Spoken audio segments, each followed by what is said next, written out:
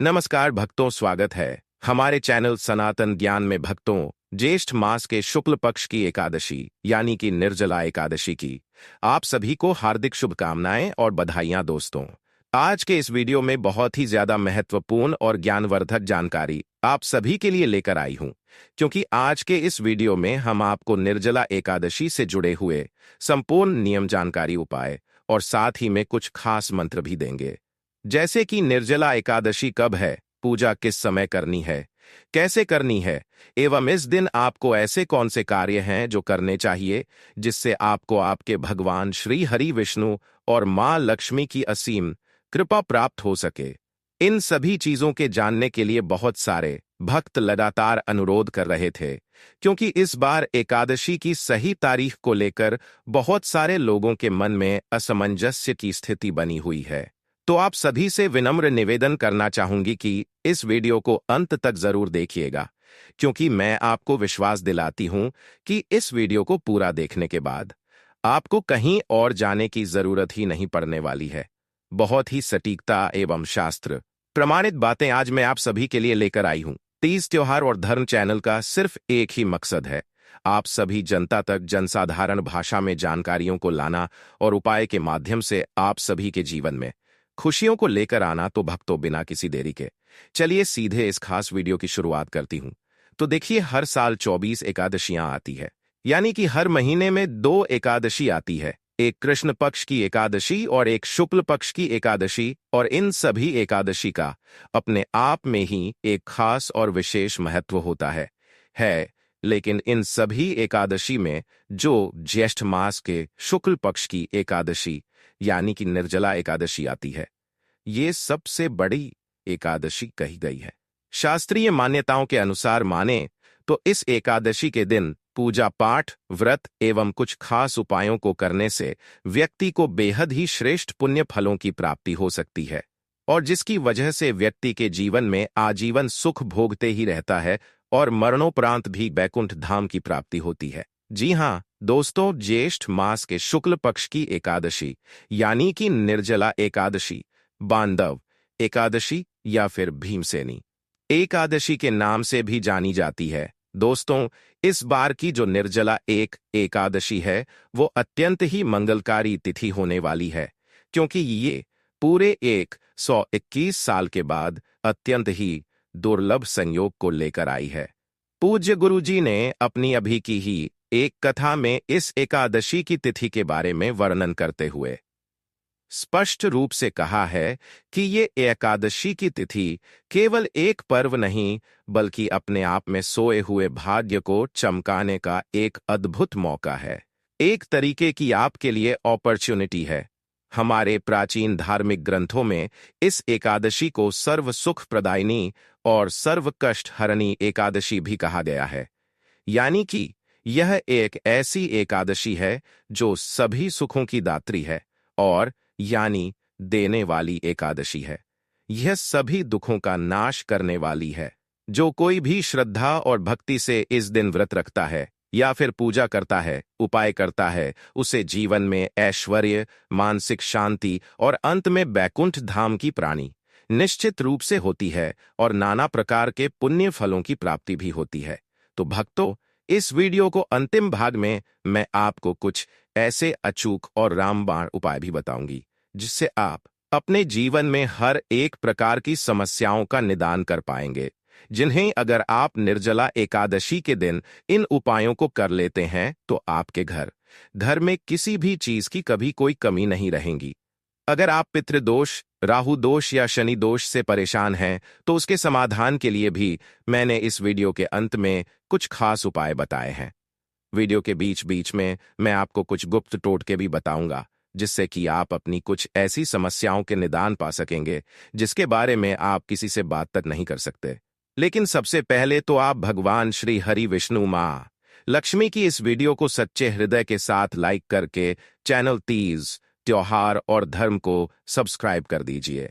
साथ ही comment section में सच्ची श्रद्धा और विश्वास के साथ जय श्री हरि विष्णु, जय मां लक्ष्मी जरूर लिखिए।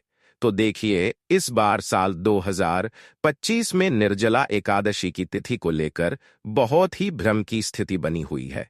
तो देखिए, हिंदू पंचांग के अनुसार ज्येष्ठ मास के शुक्ल पक्ष की ये जो निर्जला एकादशी की तिथि है, ये 6 जून को रात 2:15 पर शुरू होगी और वहीं इस तिथि का समापन अगले दिन या के 7 जून को सुबह 4:47 पर होगा।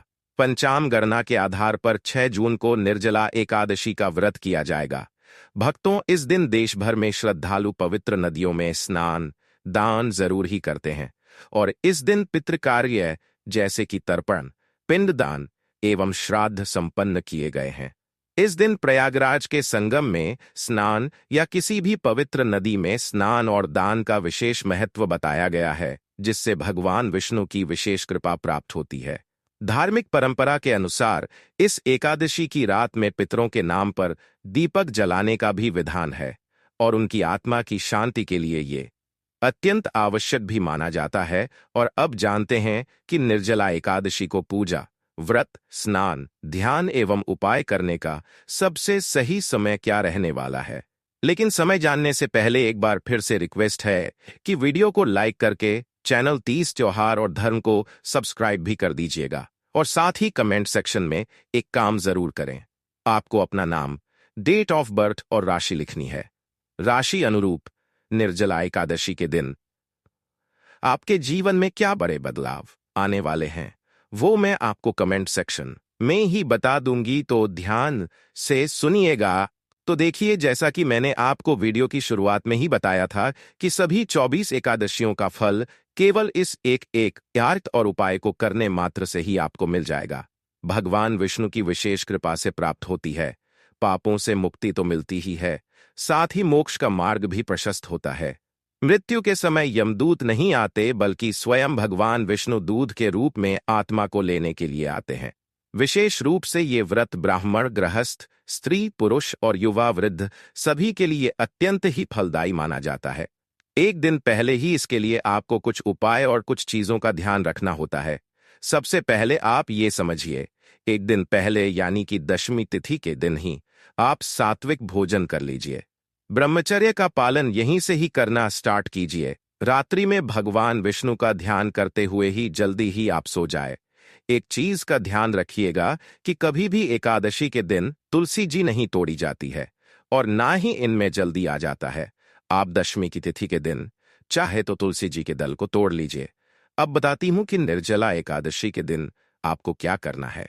सबसे पहले तो आप ब्रह्म मुहूर्त में ही उठ जाएंगे, स्नान करके स्वच्छ वस्त्र धारण कर लें।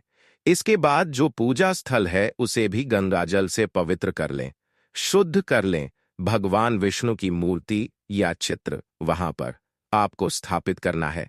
पीले रंग के पुष्प, चंदन, तुलसी दल, धूप दीप से पूजा आपको वहां पर करनी है। व्रत के लिए संकल्प जरूर लीजिएगा कि मैं आज निर्जल रहकर ये व्रत रखूंगा या रखूंगी। दिन भर भजन, कीर्तन और कथा का श्रवण जरूर कीजिएगा। जल भी न ग्रहण करें। इस दिन का खास रूप से यही महत्व होता है। यदि आपका स्वास्थ्य ठीक नहीं है तो आप चाहे तो फलाहार या फिर जल भी आप ले सकते हैं, लेकिन रात्रि में जागरण करने का इस दिन खास रूप से विधान होता है। इस दिन बिल्कुल ही सात्विक रहना है। आहार, विचार और व्यवहार बिल्कुल आपको संतुलित रखना है। तुलसी का सेवन करें। तुलसी दल भगवान विष्णु को जरूर अर्पित करें। विष्णु जी को आपको पीले रंग के वस्त्र इस दिन जरूर अर्पित करने हैं। साथ ही मां लक्ष्मी को लाल रंग की चुनरी इस दिन जरूर ही आप चढ़ाइएगा। साथ ही में एक चीज ध्यान रखें कि चावल, जल और छाया करने का विशेष महत्व होता है। ओम नमो भगवते वासुदेवाय नमः मंत्र का जाप इस दिन जरूर करें। 108 माला का जाप कर लें। गरीबों में जल से भरे हुए मटके जरूर इस दिन आपको दान करना है। बात करूं इस दिन क्या क्या नहीं करना है, तो ब्रह्मचर्य भंग बिल्कुल ना करें। ना तो आपको इस दिन कांटे वाली सब्जी खानी है। प्याज लहसुन का सेवन बिल्कुल नहीं करना है। मांस मदिरा से बिल्कुल दूर रहना है। घर में जितनी भी स्त्रियां हैं उनके साथ बहुत ही अच्छे से व्यवहार करना है। किसी भी जानवर को मारना नहीं है। जल भी इस दिन ग्रहण ना करें। साथ ही में झूठ ना बोलें, क्रोध ना करें। मोबाइल, टीवी या सोशल मीडिया से दूरी बनाए रखें। रात्रि में अधिक निद्रा न लें, यानी कि जागरण सबसे श्रेष्ठ इस दिन माना जाता है। निर्जला एकादशी के दिन आप क्या क्या उपाय और टूटके कर सकते हैं, तुरंत से बता देती हूँ। लेकिन सबसे पहले एक बार फिर से आपको याद दिला देती हूँ कि वीडियो भगवान विष्णु माँ लक्ष्मी की इस निर्जला एकादशी की वीडियो को लाइक कर दीजिए। चैनल 30 त्योहार और धर्म को सब्सक्राइब करने के बाद कमेंट सेक्शन में 3 बार जय श्री हरि विष्णु जय माँ लक्ष्मी आपका मेरे घर में स्वागत है, जरूर पधारें लिखने के साथ ही आपको अपनी राशि लिखनी है। राशि अनुरूप निर्जला एकादशी के दिन आपके लिए क्या बेहतर होगा, वो उपाय मैं आपको कमेंट सेक्शन में ही बता दूंगी। देखिए, जिनका भी विवाह में विलंब हो रहा है, ऐसे व्यक्ति को भगवान विष्णु को पीली मिठाई और हल्दी मिले हुए जल से अभिषेक करना है। ओम नमः विष्णुवे नमः मंत्र का 108 बार जाप जरूर कीजिएगा। जिन भी व्यक्ति के जीवन में धन की कमी रहती है, या धन बनता नहीं है, या फिर आता है तो किसी रास्ते से वापस चला जाता है, ऐसे व्यक्ति को तुलसी दल और पीले फूलों से विष्णु जी का गरीब को जल युक्त घड़ा, चने की दाल और गुड़ इस दिन जरूर दान कीजिएगा।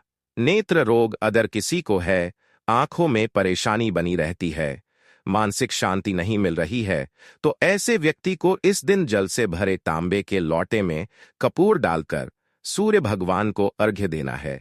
नजर दोष बिल्कुल ही दूर हो जाएगी। साथ ही पीपल के नीचे सरसों के तेल का दीपक जलाए और 1 लोटा जल चढ़ाकर स्नान हो जाए। 7 परिक्रमा जरूर ही कीजिएगा। जिन माताओं बहनों को संतान प्राप्ति की इच्छा है, ऐसी माताओं बहनों को इस दिन विष्णु सहस्त्र नाम का पाठ करना होगा और केले के पेड़ को जल देना है। साथ ही व्रत रखना बिल्कुल भी न भूलें। निर्जला एकादशी व्रत की कथा का श्रवण इस दिन जरूर कीजिएगा। जैसा कि मैंने आपको बताया कि इसे भीमसेनी एकादशी भी कहा जाता है। इसके पीछे एक बहुत ही छोटी सी कथा है। भीमसेन को खाने पीने की आदत बहुत ज्यादा थी। जब व्यास जी ने कहा कि साल भर में 24 एकादशी व्रत करने होंगे, तो भीमसेन ने कहा, मैं ये नहीं कर सकता। तब व्यास जी ने कहा, तुम केवल निर्जला एकादशी का व्रत कर लो, बाकी 23 एकादशियों का फल तुम्हें अपने आप मिल जाएगा। तब भीमसेन ने कठोर निर्जल व्रत रखा और भगवान ने उन्हें आशीर्वाद दिया। इसलिए ही इसे भीमसेनी एकादशी भी कहा जाता है। दान का इस दिन विशेष रूप से महत्व होता है। दोस्तों, इस दिन जल दान सबसे ज्यादा पुण्यकारी और फलदायी माना जाता है। तो चलिए जान लेते हैं कि इस दिन आप क्या क्या दान कर सकते हैं।